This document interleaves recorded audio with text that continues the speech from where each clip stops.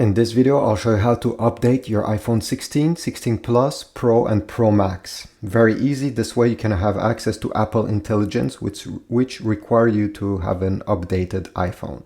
So the first thing we need to do is to go into the settings. Once you are into your settings, you're going to go down until you see General.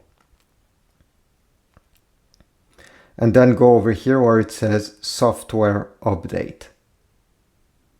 Wait a few seconds, make sure you're connected to the internet, obviously. And if there is an update, it will be presented to you over here. There's a chance also that you're going to see that there's an update, but you're going to have an error message right under it telling you that there's not enough memory on your phone to install the update. Usually you should have at least 10 gigs, 12 gigs. So the update can be downloaded and then installed. If you do not have this space, you'll need to delete some pictures, some apps to make the space needed for the update to be downloaded. But otherwise, you're going to see this, and then you have two choices. You can update now.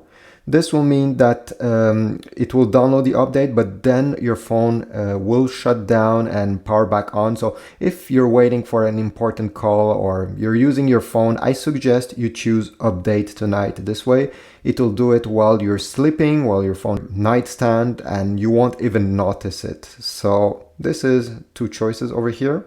I'll click on update tonight, and then you'll have to type the password of this iPhone. And this is about it. You don't need to do anything else.